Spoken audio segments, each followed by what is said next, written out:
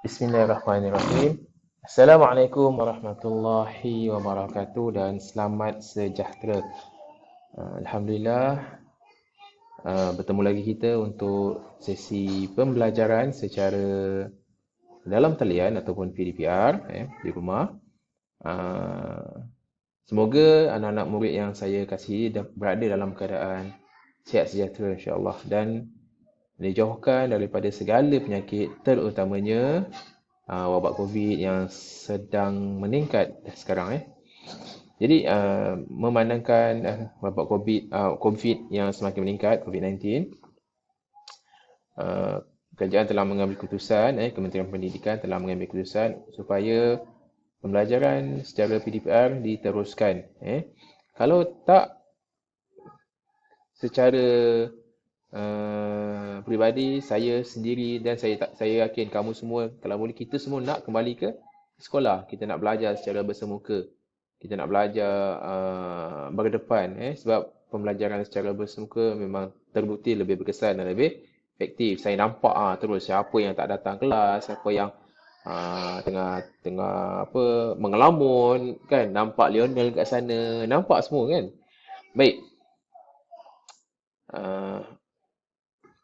Nampak Darwin, siapa lagi Afkar kan, Anas Musyadat ya, yang depan-depan ni kan, saya nampak semua. Jadi lebih seronok lah. Tetapi keadaan tidak mengizinkan kan.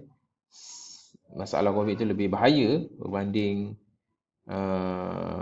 lebih bahaya jika kita murid-murid dan murid-murid sekalian ataupun murid sekalian datang ke sekolah untuk belajar secara bersemuka.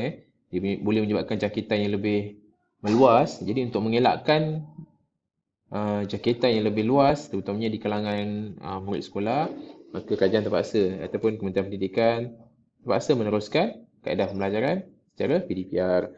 Kan?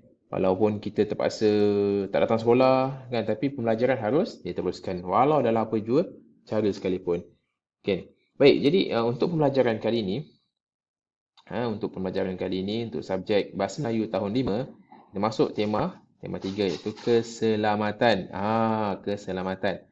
Jadi kalau ada buku teks, sila buka buku teks muka surat 47 ataupun boleh sama-sama rujuk buku teks online ataupun buku teks soft copy yang saya paparkan ni. Baik. Jadi untuk tema 3 keselamatan muka surat buku teks muka surat 47 ni, anda akan disajikan dengan beberapa keping gambar kat sini. Bila kita sebut tentang keselamatan, maka dalam kepala kita dah set, dah nampak dah perkataan selamat. Sesuatu yang selamat, kena jaga diri supaya selamat. Kena pastikan diri sentiasa berada dalam keadaan selamat. Okay, jadi dalam fokus topik ataupun tema keselamatan ni, dia ingin menekankan, topik ini menekankan sebagai pelajar kita kena ambil berat aspek keselamatan diri. Aspek-aspek yang boleh menyebabkan kecederaan kita kena perhati. Apa aspek-aspek yang boleh menyebabkan cedera ataupun apa langkah-langkah keselamatan yang perlu diambil. Tema ni kita akan belajar. Jadi gambar kat sini awak nampak. Secara ringkasnya gambar ni ada daripada gambar ni tadi boleh nampak secara ringkasnya dia menerangkan tentang keselamatan ataupun langkah-langkah keselamatan yang perlu kita ambil. Antaranya contoh nampak ni. Ada gambar nak panah, maksudnya jika peralatan elektrik kita tak guna, kita kena cabut palam pencucur ni, plug ni, cabut. Bagi mengelakkan, jika tak cabut, walaupun memang mungkin awak off, tapi jika tak cabut, banyak boleh mengakibatkan masalah keselamatan. Contohnya, jika wire ni tak cabut, terbiar, nanti mungkin ada adik-beradik awak yang sedang berlari bermain, tersadung, mungkin cedera. Lagi apa lagi? Okey, contoh ni, langkah keselamatan di tangga. Ada langkah-langkah keselamatan yang perlu diambil. Elakkan anak adik-adik daripada bermain di tangga, kan? Lepas tu pastikan keadaan tangga kena lapang, tak boleh elakkan ada pasu-pasu bunga ni. Saya tahu kadang-kadang ibu kita, kakak kita nak hias tangga kan, letakkan pasu-pasu bunga ataupun pokok-pokok kecil sebagai hiasan. Ya betul, cantik, tak ada masalah. Tetapi kena ambil kira aspek keselamatan. Kemungkinan ada adik kecil, anak-anak kecil yang berlari di tangga, terlanggar pasu, atau pasu boleh mengempak mereka dan sebagainya. Contoh lain, ni eskalator kan, tangga bergerak ni. Pun banyak, kalau awak baca berita, banyak kali ataupun banyak kes berlaku akibat kecuaian di tangga bergerak ni, eskalator. Antaranya apa? Yang mengerikan. Mengerikan tau. Bukan yang biasa-biasa. Sehingga kadang-kadang kaki boleh termasuk, terselit di bahagian eskalator. Kadang-kadang eskalator ni tengah bergerak, dia boleh berhenti sehingga menyebabkan orang yang ada ni terjatuh. Patutnya bergerak ke atas, dia boleh gerak ke bawah. Banyak. Banyak berlaku masalah ataupun kemalangan di eskalator ni. Yang ini pula. Okey, yang ini keselamatan apa agak-agak awak? Nampak ni, waktu hujan, pastikan ada wiper ni. Setiap kereta ada wiper, pengelap cermin ni. Untuk mengelap cermin. Bayangkan kalau wiper ni tidak berfungsi. Hujan lebat tengah memandu. Agak-agak apa? Tak nampak kan? Tak nampak keadaan di hadapan. Ni pula di dalam lift. Kenapa perempuan ni duduk macam ni? Kenapa gambar ni dia duduk macam ni? Ada kemungkinan kerana mungkin lift ini mengalami kerosakan sehingga tidak dapat dibuka. Jadi jangan panik. Jangan panik, kena duduk, bertenang. Apa tujuannya? Supaya dapat oksigen tu dapat digunakan sebaiknya. Kemudian bila duduk ni keadaan akan lebih tenang. Kemudian fikir apa langkah-langkah yang perlu diambil jika berlaku ataupun jika terperangkap di dalam lift. Okey, yang ini pula apa? Keselamatan apa ni? Keselamatan cyber. Zaman sekarang zaman teknologi. Awak belajar menggunakan teknologi, saya mengajar menggunakan teknologi. Bayar bil guna teknologi. Apa lagi? Beli barang. Kan sekarang PKP lebih banyak membeli barang secara online. Jadi bila beli barang secara online, transaksi kewangan pun kita lakukan secara online, secara dalam talian, bayar bil, beli barang, apa lagi? Boleh katakan kehidupan kita sekarang penuh dengan teknologi. Jadi ada individu yang tidak bertanggungjawab, mereka mengambil kesempatan daripada kelalaian orang lain ketika menggunakan platform online, ketika menggunakan transaction online ni, ketika membuat transaksi online, pembayaran online, ada individu yang tidak bertanggungjawab, mereka memanipulasi untuk mendapatkan wang dengan cara mudah. Biasa awak dengar kan scammer, biasa awak dengar hacker kan. Orang nak scam orang, dia telefon, dia mengakulah dari balai polis lah, dari custom, dari mahkamah dan sebagainya. Ada mangsa, dia beritahu lah mangsa ada orang gunakan dia punya info dan sebagainya. Jadi kalau nak selesai kes, kena bayar duit sekian. Jadi orang yang ataupun mangsa yang dalam keadaan ketakutan gabra, mula bertindak di luar kawalan dengan bagi duit dan sebagainya. Jadi langkah-langkah keselamatan ini perlu dititik beratkan. Okey, ini secara ringkaslah gambar-gambar yang ada pada muka surat pertama, topik ataupun tema 3 keselamatan ni. Baik, kita pergi pada next page seterusnya. Unit 7, bijak bertindak, mendengar dan bertutur. Cakna akan warga emas. Baik, sebelum kita teruskan, apa maksud cakna ni? Cakna. Apa maksud cakna? Siapa tahu? Boleh cuba cari tak apa maksud cakna? Kan kadang-kadang awak pernah dengar cakna, tapi apa benda maksud cakna ni? Cakna, apa maksud cakna? Okey, boleh. Baik, cakna itu ialah seperti ambil berat. Ambil peduli, ambil berat. Maksudnya, jadi cakna akan warga emas ialah ambil berat akan warga emas. Itu tajuk yang akan kita telusuri ataupun akan kita belajar hari ini. Cakna akan warga emas maksudnya ambil berat. Jadi awak dah dapat kosakata baru. Cakna sama erti dengan ambil berat ataupun ambil peduli. Okey, Afifi kita baca sama-sama. Afifi sekeluarga membuat persiapan untuk menjaga keselamatan Datuk ketika tinggal di rumah mereka. Jadi sekarang ni Afifi dan keluarga ni sedang membuat persiapan kerana datuk dia akan tinggal di rumah mereka. Jadi awak sedia maklum, kita sedia maklum bahawa datuk, bila dah kata datuk, mestilah orang yang lebih tua, yang berumur. Kalau ayah kita umur dah 30-40, datuk kita mestilah lebih daripada ayah kita. Takkan datuk kita lagi muda dari ayah kita? Tak logik kan? Jadi datuk mestilah yang sudah berumur, mungkin 60, 70. Betul? Okey, jadi mereka sedang membuat persiapan ni. Sebab datuk mereka nak tinggal di sini. Jadi kita baca dialog ni. Okey. Ayah dia berkata, ayah Fifi ni, sudahkah kamu kenal pasti tempat-tempat yang perlu kita utamakan bagi keselamatan datuk? Bolehkah kamu jelaskan tempat-tempat tersebut? Okey, jadi Afifi dengan adik dia kata apa? Ya, ayah. Ya, ayah. Antara tempat tersebut termasuklah di ruang tamu. Perabot mestilah apa? Bagi apa?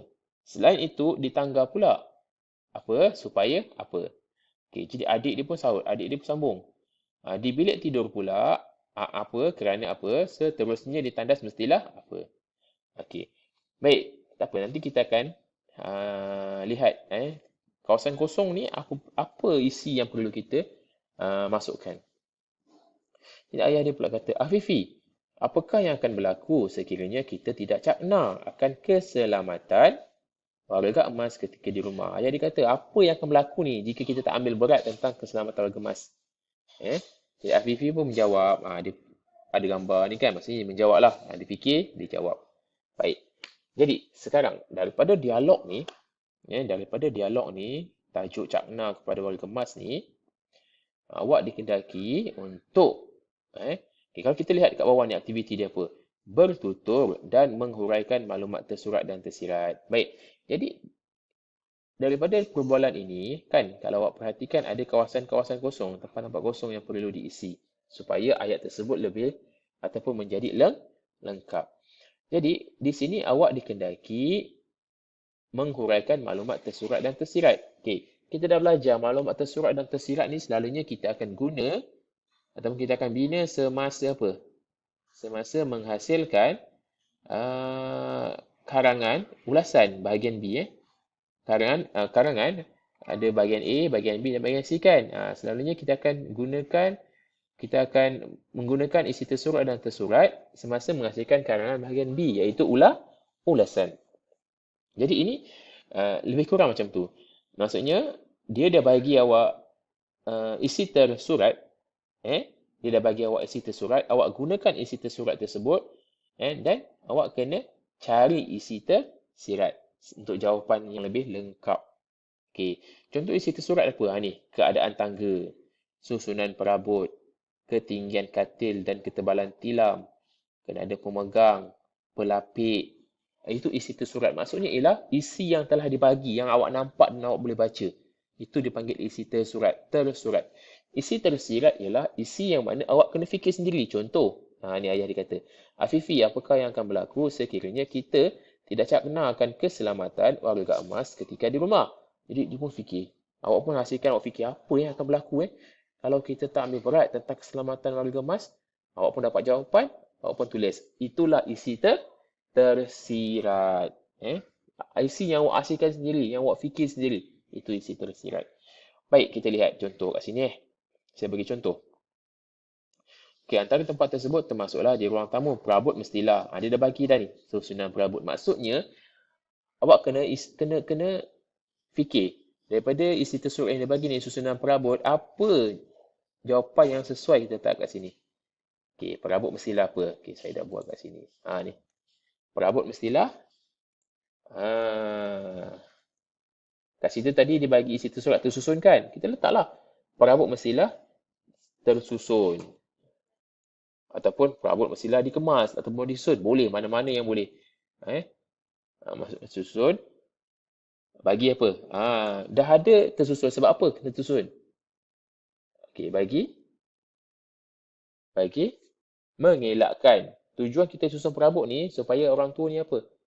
Bagi mengelakkan kecederaan kepada orang tua contohnya, ataupun bagi mengelakkan kecederaan kepada datuk. Jika susunan perabot tidak kemas dan teratur, tak mustahil orang yang lebih tua ketika berjalan mungkin dia tergelincir, sebab biasalah kadang-kadang orang lebih tua ni, datuk-datuk kita kadang-kadang terpaksa berjalan menggunakan tongkat ataupun guna kerusi roda. Jadi ada kemungkinan ketika berjalan menggunakan tongkat tergelincir, terjatuh. Bayangkan jika susunan perabot tak betul, kan? Tak disusun dengan betul.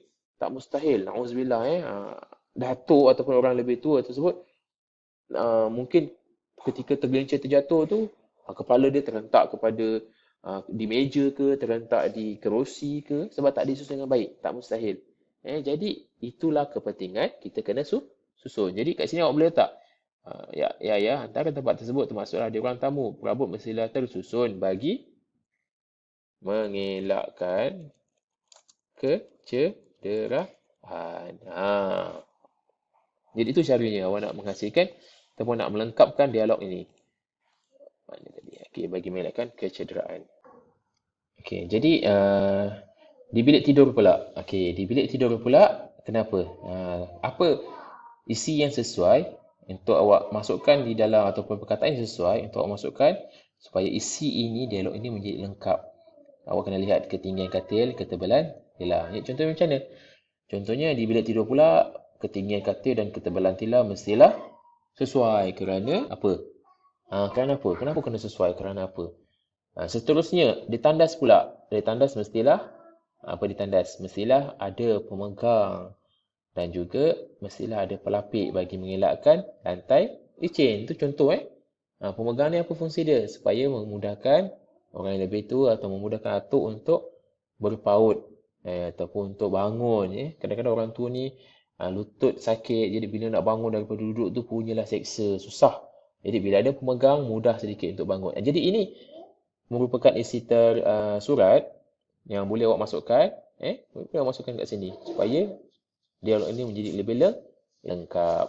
Jadi yang isi tersurat, itu sirat pula yang ini. Jadi awak kena fikir. Ayah dia tanya, apakah yang akan berlaku sekiranya kita tidak cakna akan keselamatan warga emas ketika di rumah? Jadi apa Afifi kata? Jadi pada pendapat saya, jika kita tidak cakna atau tidak ambil berat akan keselamatan warga emas ketika di rumah, kemungkinan apa? Apa akan jadi? Pertama, mungkin berlaku kecederaan yang teruk, kan? Okey, kedua apa lagi? Mungkin berlaku masalah kemalangan, kan? Jadi ataupun apa lagi isu yang besar. Jadi awak masukkan di sini. Oh, ini bahagian keadaan tangga tadi saya lupa nak terangkan. Okey, di tangga pula. Di tangga pula apa langkah keselamatan yang boleh kita ambil di tangga? Okey, contoh di tangga pula kita pastikan kawasan tangga itu lapang dan tiada pasu-pasu bunga ataupun tiada hiasan-hiasan. Tujuannya apa? Tujuannya sebagaimana yang saya dah terangkan tadi, kadang-kadang mungkin orang yang lebih tua ni dia ketika nak menaiki tangga terpaksa berpaut di batang besi ni, tempat pemegang ni. Jadi bila ada hiasan kat sini susah nak paut ataupun mungkin mereka terlanggar hiasan tersebut, terlanggar pasu, boleh terjatuh, pasu tersebut boleh mengempap dan menimbulkan kecederaan. Jadi keadaan tangga pastikan kena sesuai. Keadaan tangga kena lapang daripada pasu-pasu bunga dan sebagainya. Bukan tak boleh, boleh letak, tapi pastikan kalau nak letak tu biar sesuai. Baik, jadi ini merupakan kaedah bagaimana awak ingin menggunakan isi tersurat yang telah diberi untuk melengkapkan dialog. Jadi, dialog ini saya nak minta awak buat atau hasilkan dalam buku pemahaman. Buku tulis pemahaman tu kan. Tak perlu lukis. Awak cuma perlu tulis tarikh, hari bulan, tarikh. Kemudian tulis tajuk ni, cakna akan warga emas. Kemudian lepas cakna akan warga emas, yang ni kena tulislah Afifi sekeluarga membuat persiapan untuk menjaga keselamatan datuk ketika tinggal di rumah mereka. Jadi yang ini awak kena tulis. Kemudian buat dialog, hasilkan dialog ni. Salin semula dialog ni, yang ini juga yang ini. Dan lengkapkan ruangan kosong ni. Okay, gambar ke apa ke tak payah lukis. Gambar apa semua tak perlu lukis. Hanya lengkap salin semula dialog ni dan lengkapkan dialog yang perlu awak lengkapkan menggunakan isi tersurat yang telah diberikan. Dan juga bahagian ini awak kena gunakan isi tersirat. Kena fikir sendiri. Apa akan berlaku sekiranya kita tidak ambil berat terhadap keselamatan warga emas ketika di rumah. Baik, jadi saya rasa cukup untuk setakat ini sahaja. Jika ada salah dan silap, saya minta maaf. Semoga kita bertemu lagi untuk sesi pembelajaran akan datang. Wabillahi taufiq wal hidayah. Assalamualaikum warahmatullahi wabarakatuh.